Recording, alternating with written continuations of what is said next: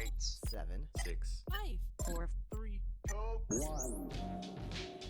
From hungry heroes to congressional fashion. In the next 10 minutes, we'll get the lowdown on what's up in the world. I'm Bethany Van Delft, and this is the 10 News. Just last week, some incredible news came out of Washington, D.C. The Senate confirmed Congresswoman Deb Haaland to become President Joe Biden's Secretary of the Interior. Why is that a big deal? Holland is the first Native American in our country's history to lead a cabinet agency. Woohoo! She was already one of the first Native American women to serve in the House of Representatives when she was elected to represent New Mexico's 1st District in 2018. But her new job is even more important because the Department of the Interior is in charge of the Bureau of Indian Affairs. What does that mean? Also known as the BIA, it's the agency responsible for managing the relationship between the government and indigenous tribes. And it has a long history of ignoring and mistreating these indigenous tribes. The Department of the Interior also works to protect endangered species, natural resources, and takes care of nearly 500 million acres of public land. That's 1/5 of the entire United States. Wow! Holland has been pretty open about her support for things like strong environmental protections and creating jobs that support a clean energy future. So we're so excited to see what she'll do in her new position. Did you know that until the 1970s, some members of Congress weren't allowed to wear pants? Our correspondent Pamela Kirkland explains why covering your legs used to be so controversial. Pants! We wear them pretty much every day. Although maybe we wear pants a little bit less now that we're doing things remotely.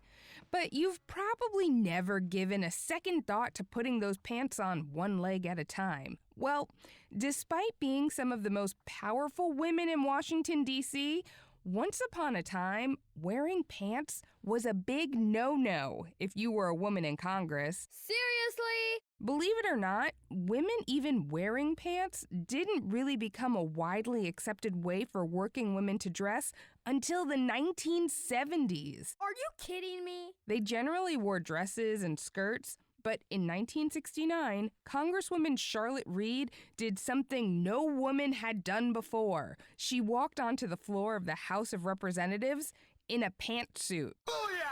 One congressman told her, "I was told there was a lady here in trousers, so I had to come over and see for myself." Most of the men there that day complimented the congresswoman on her new look. But even then, it was still too much for the very formal U.S. Senate to handle. Whatever. In 1987, Maryland Senator Barbara Mikulski became the first Democratic woman elected to the Senate. At the time, there was only one other serving female senator, Nancy Kassebaum, a Republican from Kansas. Senator Mikulski said she liked wearing pantsuits, and each senator's office had their own rules. But on the floor, women wearing pants was still an unwritten rule. Fast forward to 1993. There were a total of 6 women senators. One of those new senators was Democrat Carol Mosley Braun, the first black woman elected to the Senate. She'd been wearing pants while serving as state senator for years. But when she got to Washington, she told CNN she didn't know she was going to cause such a stir. So I came to work one morning. I had on a pantsuit. I thought I was looking cute. I get there and come to find out it was this great hullabaloo behind the scenes about me having on pants. Let's welcome Senator Carol Mosley Braun. So that's what started it. Senator Mikulski said she had had enough. She made up her mind women in the Senate should be able to wear whatever they want. She talked about that moment in an interview with CNN's Dana Bash. What you wore became a very big deal. For a woman to come on the floor in trousers was viewed as a seismographic event. The Senate parliamentarian looked at the rules to make sure it was okay, and I kind of walked on that day, and you would have thought I was walking on the moon. Senator Mikulski, Senator Kassebaum, and Senator Mosley Braun along with a group of female staffers, started a Pantsuit Revolution in the chamber in February of 1993. And today, instead of a few female senators, there are 24 women serving in the U.S. Senate and proudly wearing pants if they want to.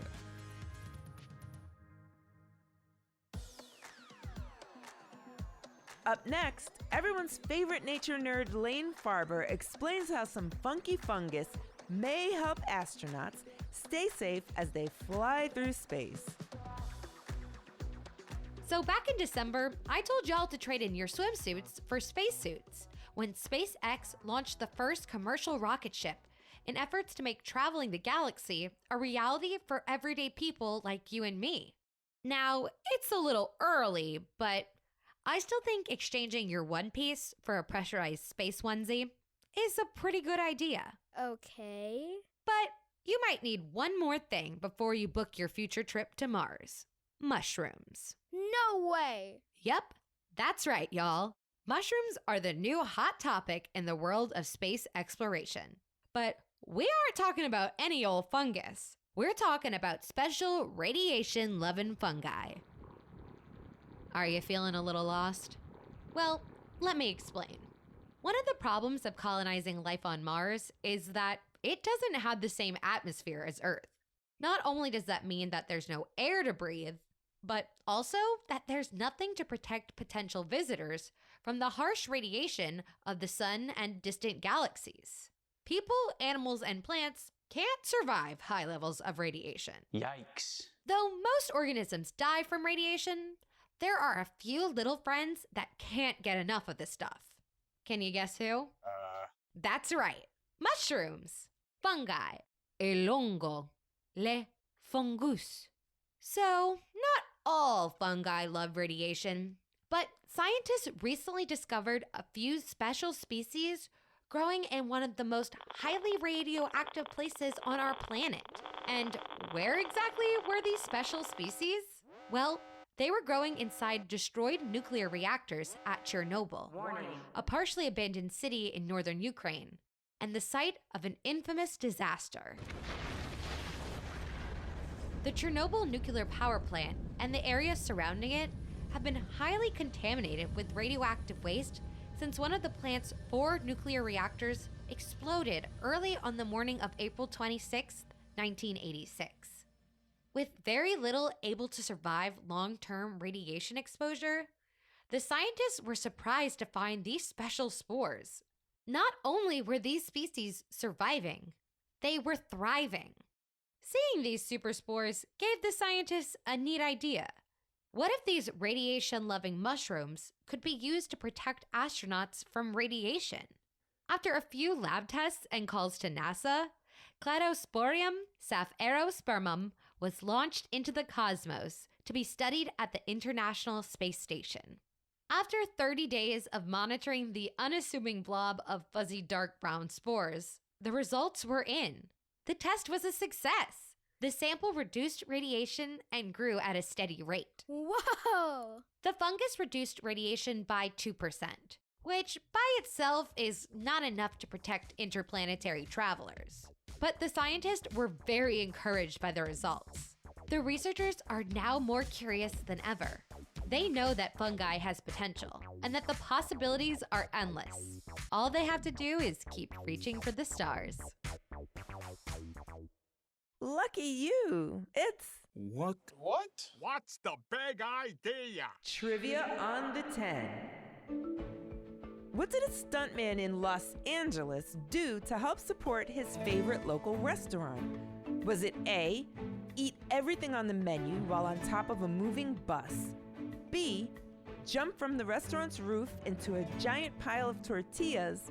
Or C, spend 24 hours sitting in a giant bowl of bean dip?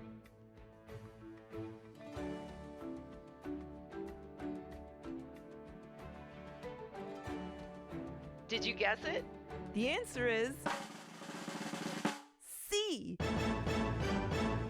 When Ray Hunter Barker heard the Los Toros restaurant, founded in the Chatsworth neighborhood in 1967, was struggling because of the pandemic, he knew he had to do something. Barker says he used to come to Los Toros for family celebrations when he was a kid. In order to help bring the restaurant attention and hopefully customers, Barker got a tattoo of the Los Toros logo while spending a full 24 hours in an inflatable pool full of bean dip out in front of the restaurant. I sure hope nobody dipped any chips in that after he was done. Disgusting. Time's up! But before we go, here's a quick note for the grown-ups. We're hosting a 10 News town hall with former commander of the International Space Station, Terry Virts, and we want to hear from you. Ever wonder what food astronauts really eat? Want to know what it's like to be in space for 213 days? Or how one becomes commander of the ISS? Submit a question of your own by visiting the10news.com. That's TheTennews.com. And there's a chance your audio may be used as part of the podcast. How cool is that? Houston, we have a great question. Thanks for listening to the 10 News. Look out for our new episodes Tuesdays, Thursdays, and extras on Saturdays.